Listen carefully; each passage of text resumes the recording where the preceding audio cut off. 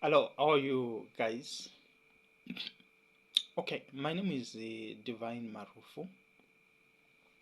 So I'm a tutor for economics, and our discussions which we are going to have for this course, I'm the one who will be taking you through.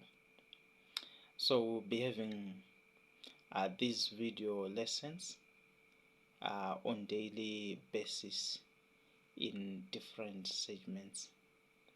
Whenever you have a question, please um, comment on the comment section below this video. You post your questions or comments on that section. Right, let's get into today's business. Today we are going to talk about the part of the subject of economics, and this section applies to those ones who are going to write their advanced level, those ones who are doing professional courses like ACCA, CIS, IMM, IBUS, and other professional courses. Alright, to begin with, let's start with the definition of what is economics. Right, economics is defined as a social science which studies about how humankind utilizes scarce resources to satisfy the wants and needs. So it's the study of how mankind or human beings, how they utilize the scarce resources or limited resources to satisfy the unlimited ones. So the key terms which you want to look about are that one, it's a social science.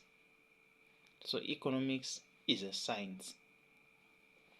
What it means first there is that economics can be, it has terms and principles which have been proven to be correct. Economics also have laws. For instance, on natural sciences, there are laws of motion, the law of gravity. Alright, so you learn that in economics we have laws as well. And then those laws have been proven to be correct. They have been tested. They have been tried, and they have been seen that they actually do work. So that is the first party which we want to discuss about.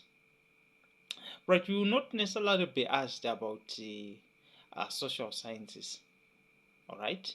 But what you just need to know is everything which you do in economics have been tried and tested, all right? That is the first thing which you need to know.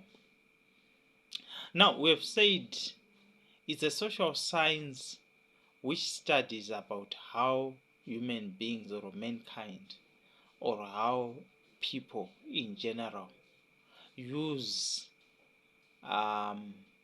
unlimited resources, use limited resources to satisfy the unlimited wants. Right, so the first concept which you want to discuss about is the concept of scarcity.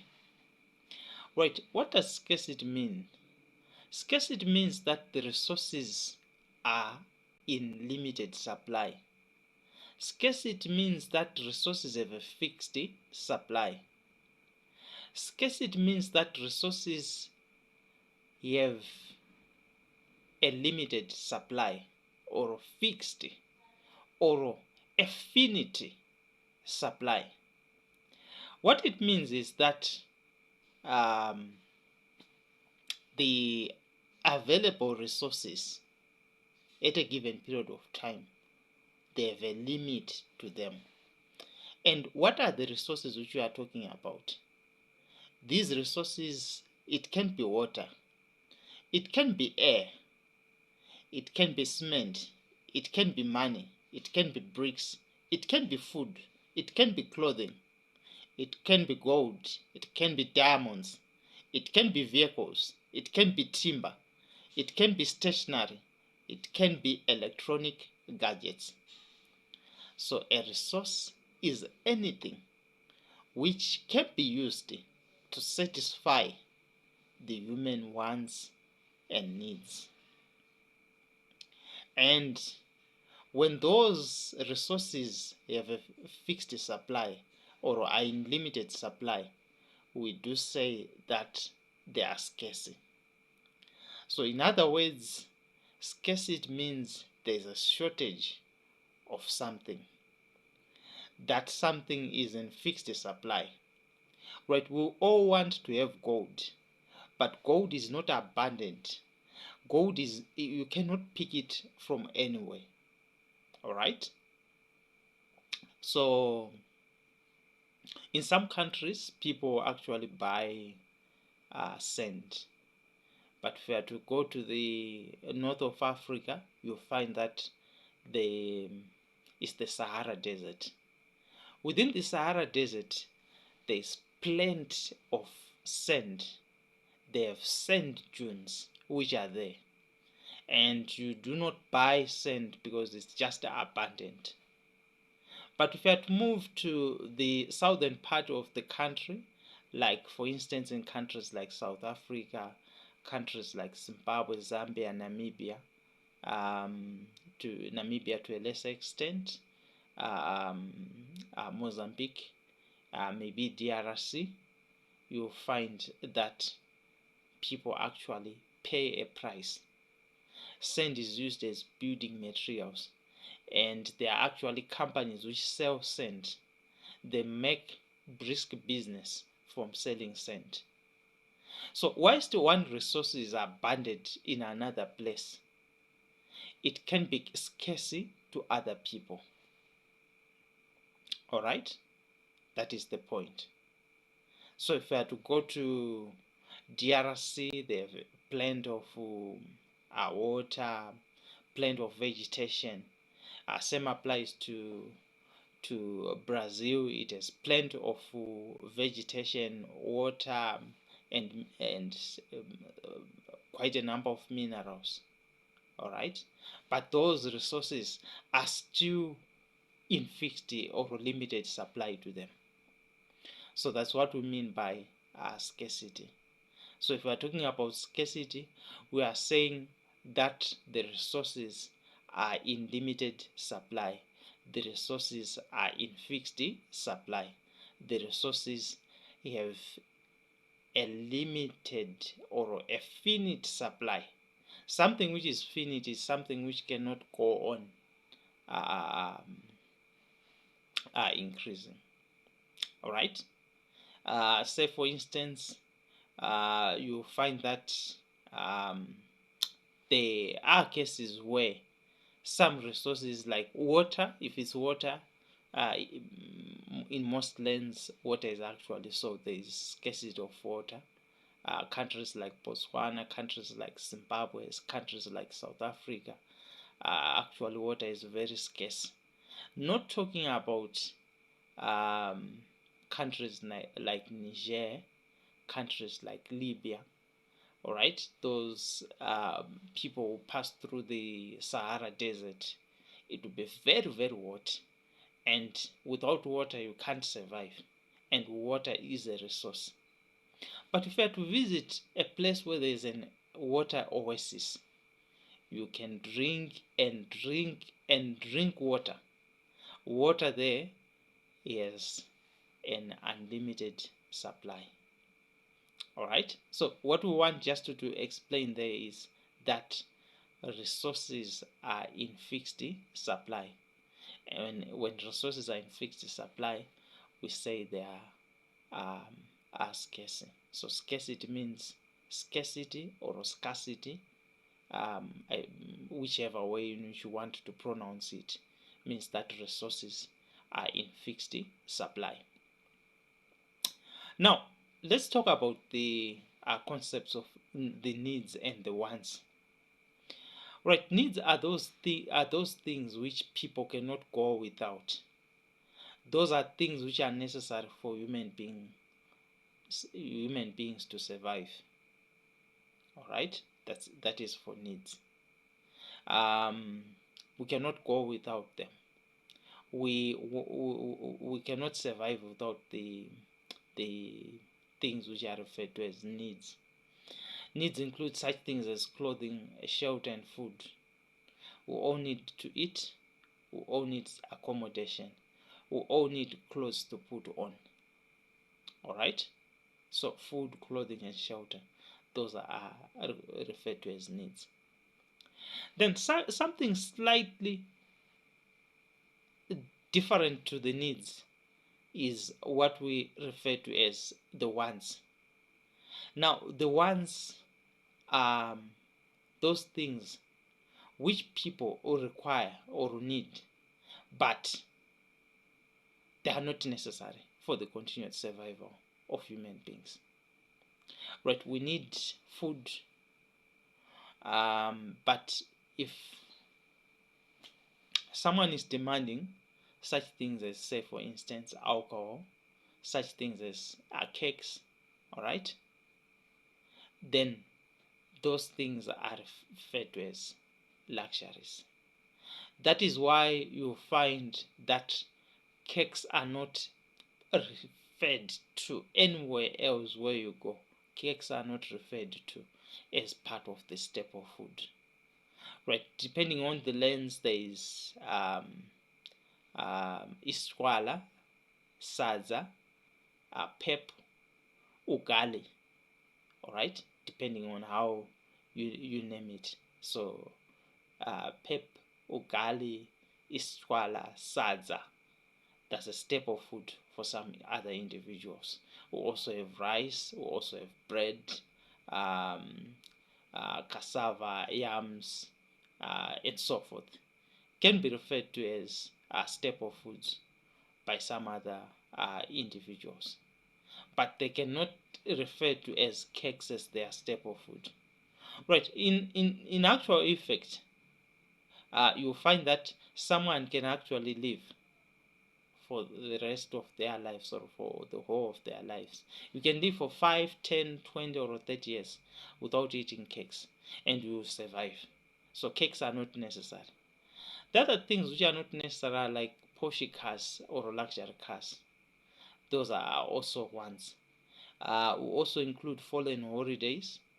So if you have to take a holiday to Zanzibar, take a holiday to the Far East, take a holiday to tropical rainforest just to see nature, to the Vic Falls, to Mount Kilimanjaro, you find that those foreign holidays are actually ones.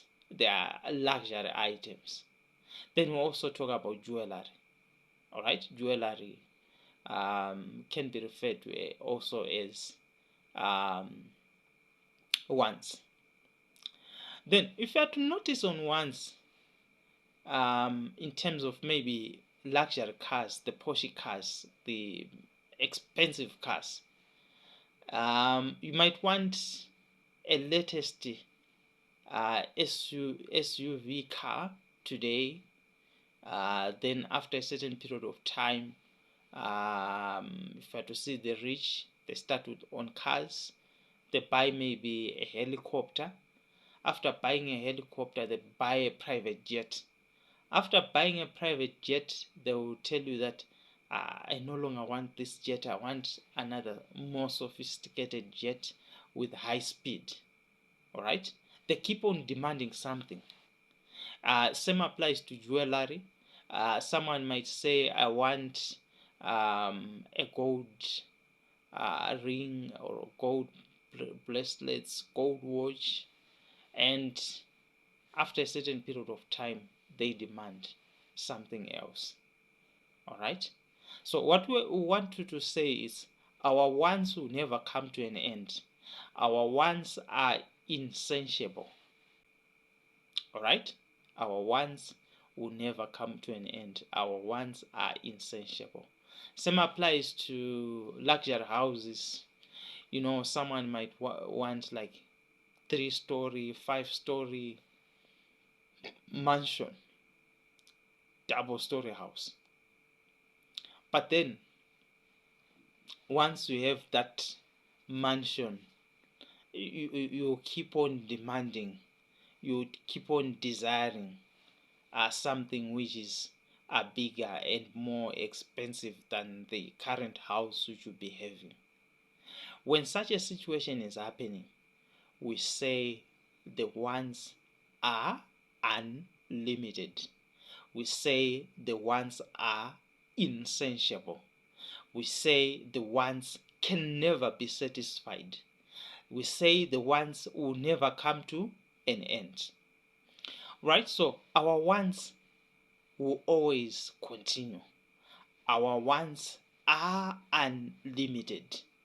They will never have a period of time or a day on which you say, I have satisfied all my wants. That can never happen. Right? So wants will always continue to be there. They are insatiable. They are unlimited. But if you have to look at the first part which you talked about, we all want such things as luxury cars. We all want jewelry. We all want helicopters or vehicles.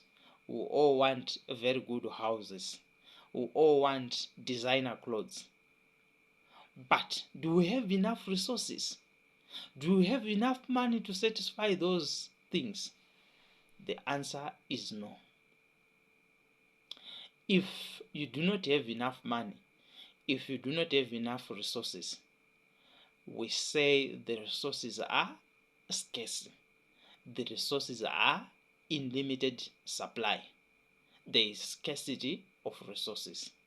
Scarcity is resulting due to the fact that our wants are unlimited. Scarcity is coming due to the fact that our wants will never come to an end. And if resources are in limited supply, they are said to be scarce. That is the point. So that's how we get to the party of scarcity. Alright, so scarcity is a problem which is faced by individuals. Scarcity is a problem which is faced by governments.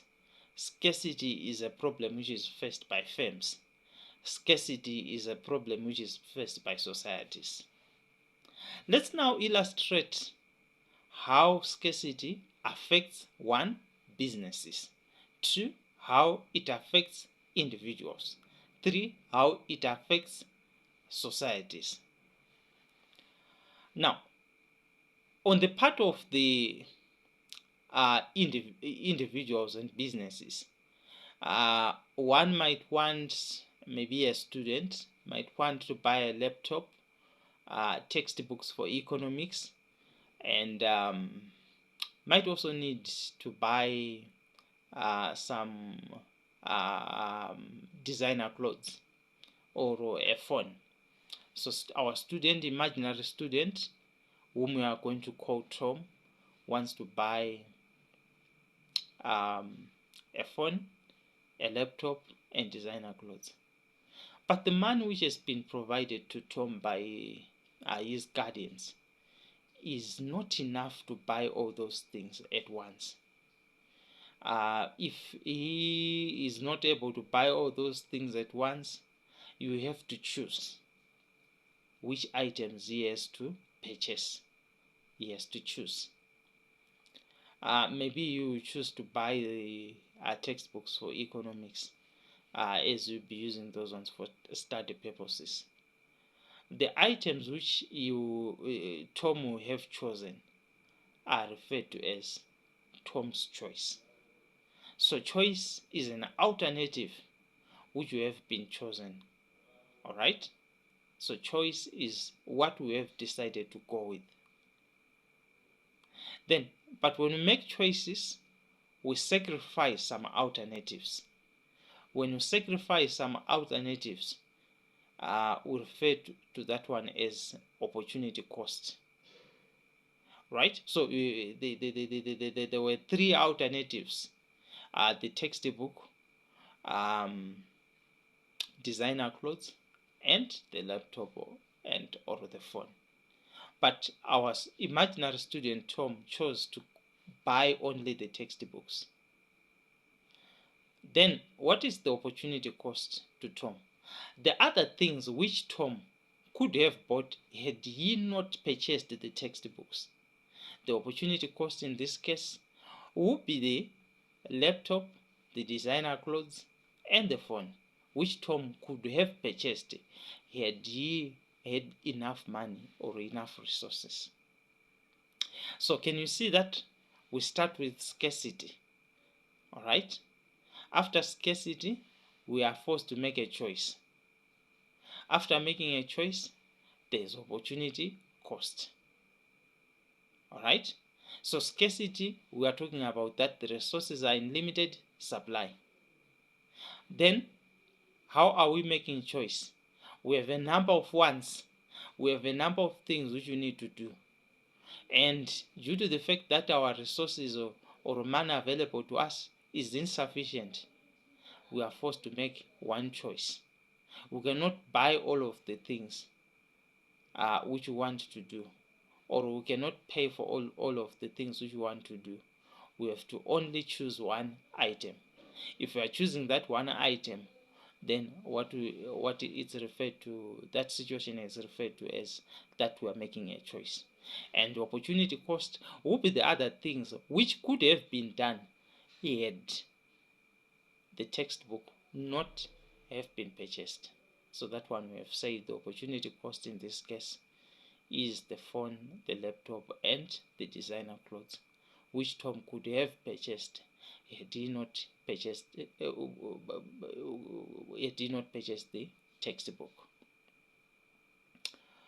All right, let's look at a firm level. A company might want to increase salaries for its workers, to construct another factory, and to acquire machinery. To construct a factory, acquire machinery, and increase salaries and wages for its workers. But then the company might not have money to do all those three things at once. If the company doesn't have money, it has to choose one item. Here the company might choose to construct a new factory. All right. If they choose to construct a new factory, the choice in this case, the alternative chosen, is the factory. The opportunity cost, the other alternative forgone, will be the increasing the wages and salaries of its workers, and as well as the purchase of machinery which the company could have done. So that's at a firm level. Let's look at a society or government level. So you find that governments might want to buy vaccines, say for COVID-19, or vaccines for cholera, or drugs to cure tropical diseases like malaria. That's first item, just to acquire medicines. Second item might be to construct roads. Third item might be to construct power generation plants or to import electricity. So to make it simpler, let's talk about to import electricity.